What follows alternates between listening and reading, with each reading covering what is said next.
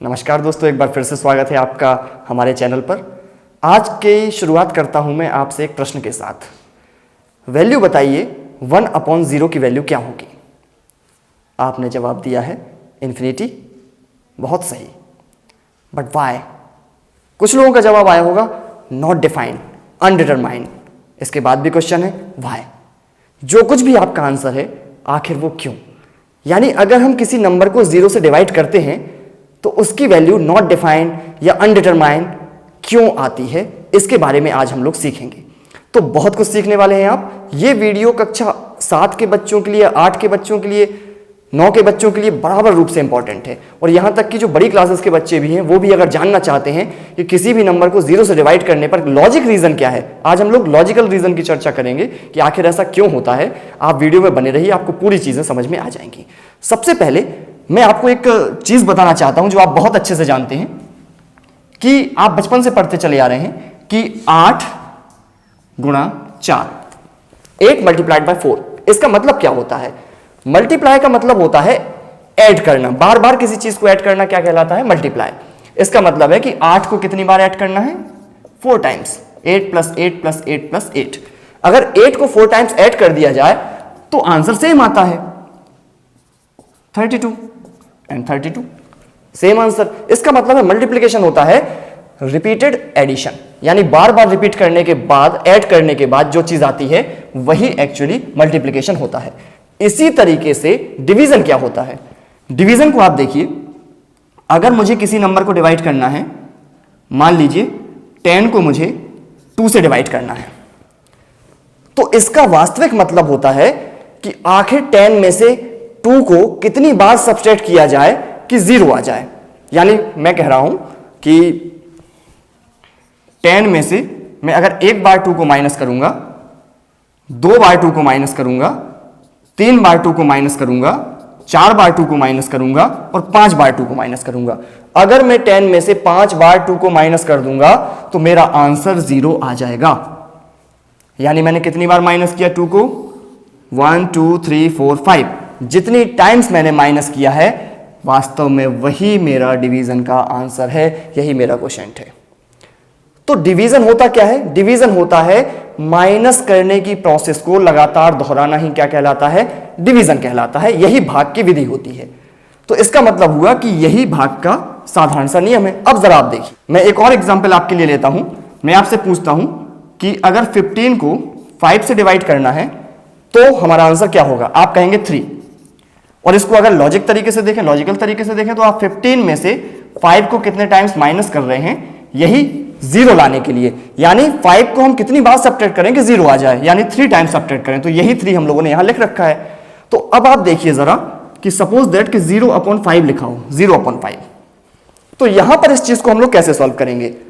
क्या आप मुझे बता सकते हैं कि मैं 0 में से कितनी बार 5 को सब्ट्रैक्ट करूं कि आंसर 0 आ जाए?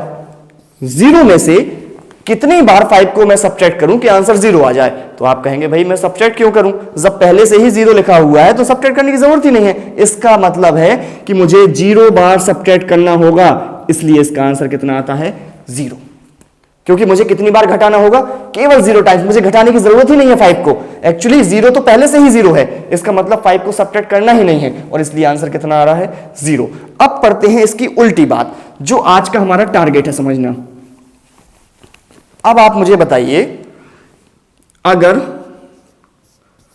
5 को डिवाइड करूं मैं 0 से, तो इसका मतलब यह होता है कि मैं 0 को 5 में से तब तक घटाता रहूं जब तक कि मुझे 0 ना मिल जाए।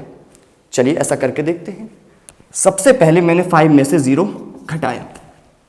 अभी तो मुझे 0 नहीं मिला, अभी तो मुझे मिला 5। एक बार और कोशिश करता हूं, हो सकता है मिल जाए। एक बार और 0 घटाता हूं, अभी भी नहीं मिल रहा है, अभी भी 5 है। एक बार और 0 सब्ट्रैक्ट करता हूं, अभी भी नहीं काम चल रहा है। एक बार फिर से 0 सब्ट्रैक्ट करता हूं। मैं 5 में से 0 सब्ट्रैक्ट करता चला जाऊंगा, लेकिन क्या मुझे 0 मिलेगा? कभी नहीं। इसीलिए कह देते हैं कि मुझे 0 कितनी बार सब्ट्रैक्ट करना पड़ेगा? मुझे 0 को सब्ट्रैक्ट करना पड़ेगा इन्फिनिटी टाइम्स। कोई नंबर नहीं, कोई काउंटिंग नहीं। यानी इसका आंसर कितना आना चाहिए? इन्फिनिटी। अगर हम 8th क्लास तक के लेवल पे हैं तो इतना जानना भी काफी है कि इन्फिनिटी आना चाहिए। लेकिन अगर आप इससे बड़ी क्लास में हैं तो थोड़ी देर और रुकिए वीडियो में, आपको अभी और कुछ समझ में आने वाला है। अब जरा देखिए, अब आप देखिए इस क्वेश्चन में कि अगर मैं 5 को 1 से डिवाइड करूं तो आंसर क्या आएगा? आपका जवाब होगा 5।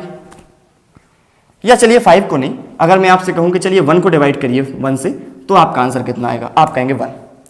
इसके बाद मैं आपसे कहूं कि आप 1 को 0.1 से डिवाइड करिए, तो आपका आंसर क्या होगा? आपका आंसर होगा 10। इसके बाद में अगर आपसे कहूं कि 1 को करिए 0.01 से डिवाइड, तो आपका आंसर होगा 100। फिर मैं इसके बाद कहूं यदि आप 1 को डिवाइड करिए 0.01 से, तो आपका आंसर होगा 1000। और अगर मैं और छोटा नंबर कर दूं 1/0.0001, इसके बाद आपका आंसर होने वाला 10000। एक चीज आप नोटिस करिए, यहां पे आप डिनोमिनेटर को लगातार चेंज करते जा रहे हैं और किसके ज्यादा नजदीक लेते चले जा रहे हैं? 0 के। अभी ये 0 से काफी दूर है, ये 0 के और पास में पहुंच गया, ये 0 के और पास में पहुंच गया, ये 0 के और पास में जा रहा है, 0.0001 और 0 के पास में पहुंच गया। और आप यहां रिजल्ट देखिए, लगातार बढ़ता जा रहा है या नहीं बढ़ता जा रहा है? लगातार रिजल्ट बढ़ता चला जा रहा है।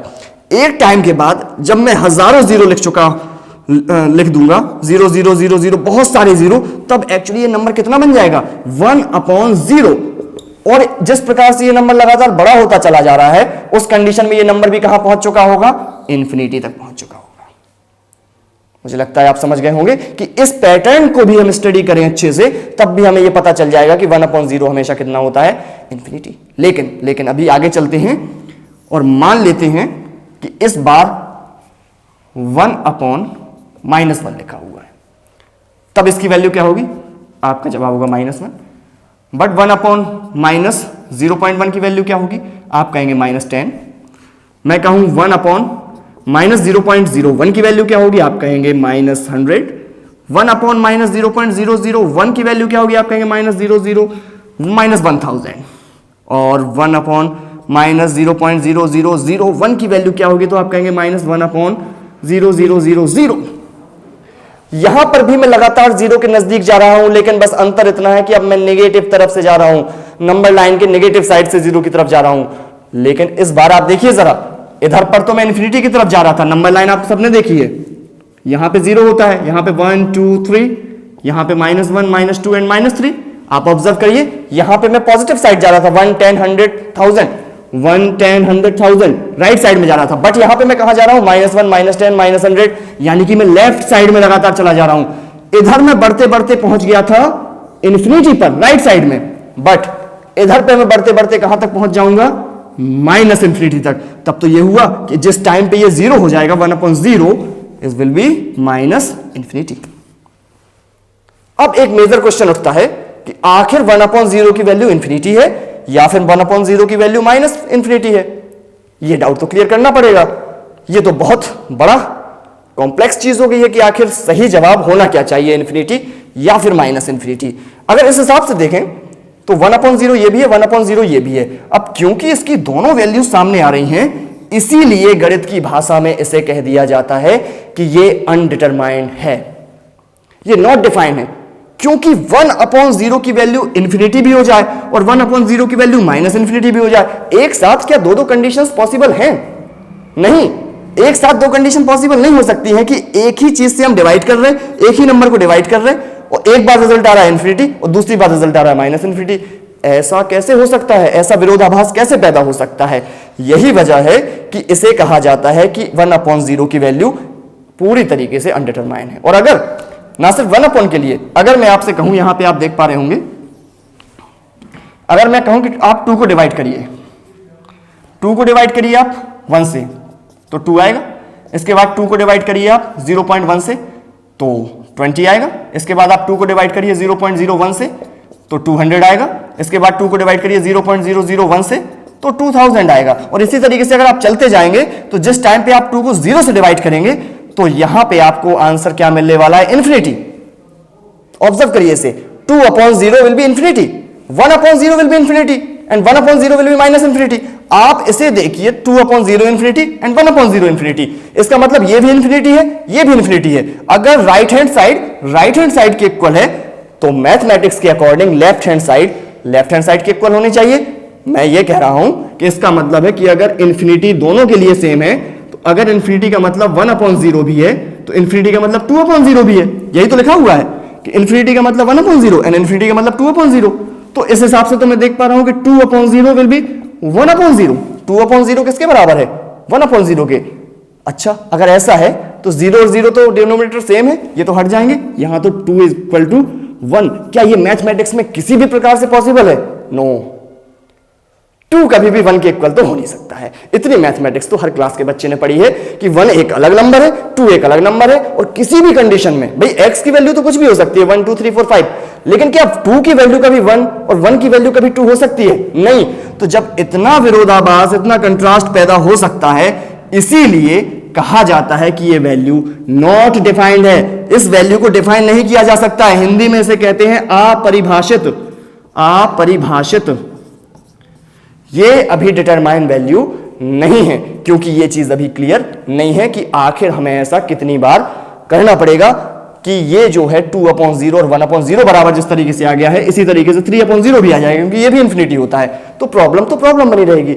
ऐसे में आपके अंदर एक क्वेश्चन उठ सकता है कि अगर ऐसा है कि किसी भी नंबर में अगर 0 से डिवाइड करें तो वो अनडिटरमाइन रहता है, तो अगर 0 में 0 से डिवाइड किया जाए तब क्या आंसर होगा? उसके लिए भी मैं आपको अगले 1 मिनट में बता देता हूं। चलिए अब देख लेते हैं कि 0/0 की वैल्यू क्या होगी। 0/0 की वैल्यू क्या होगी? डिवीजन के बेसिक रूल के हिसाब से इसका मतलब यह है कि मुझे इस 0 को इसमें से कितनी बार सब्ट्रैक्ट करना चाहिए कि मुझे 0 मिल जाए। अब आप देखिए, ऊपर का नंबर लिखा मैंने 0, अब मैं नीचे वाला नंबर 0 अगर सब्ट्रैक्ट करता हूं तो मुझे 0 मिल जाता है। ये बिल्कुल सही बात है, लेकिन क्या ये जरूरी है कि एक बार करने से ही ऐसा होगा? अगर मैं 2 बार 0 को सब्ट्रैक्ट करूं तब भी मुझे कितना मिल जाएगा? 0। और अगर मैं 0 को 3 बार सब्ट्रैक्ट करूं तब भी मुझे कितना मिलेगा? 0। और अगर मैं 0 को 1000 बार सब्ट्रैक्ट करूं तब भी मुझे कितना मिलेगा? 0। तो मैं इन्फिनिटी तो कह ही नहीं सकता हूं कि मुझे इन्फिनिटी टाइम्स सब्ट्रैक्ट करने के बाद 0 मिलेगा, क्योंकि मुझे तो एक बार सब्ट्रैक्ट करने पे 0 मिल गया था। और बल्कि अगर सच बताऊं आपको तो मैंने जब सब्ट्रैक्ट नहीं भी किया था तब भी मुझे 0 तो मिल ही गया था। तो जब ऐसी बात सामने आई कि जब मैंने सब्ट्रैक्ट नहीं किया तब भी मुझे 0 मिल गया, मैंने 2 बार सब्ट्रैक्ट किया तब भी मुझे 0 मिल गया, और जब मैंने हजारों बार सब्ट्रैक्ट किया तब भी मुझे 0 मिला, तो ये बात डिफाइन कहां हुई कि कितनी बार सब्ट्रैक्ट करने पे 0 मिल रहा है? यानी कि 0/0 भी not determined, undetermined, not defined, आप किसी भी प्रकार से इसे डिफाइन नहीं कर सकते हैं। यह अपरिभाषित ही होता है, अनडिटरमाइंड ही रहता है। जो भी आप कहना चाहें कहें, लेकिन 0/0 की वैल्यू को और 5/0 की वैल्यूज को भी आप इन्फिनिटी नहीं कहेंगे। हाँ, आप 8th क्लास तक हैं तो कई बार टीचर्स ये आप लोगों को बता देते हैं और चल भी जाता है उस टाइम तक कि आप नंबर, कोई भी नंबर 0 के अलावा /0 उसकी वैल्यू तो आप इन्फिनिटी ले लेते हैं, लेकिन वैसे जनरली हमें बड़ी क्लासेस में नॉट डिफाइंड ही कहना चाहिए, क्योंकि आपने इस वीडियो में समझा कि ये वैल्यू नॉट डिफाइंड ही है।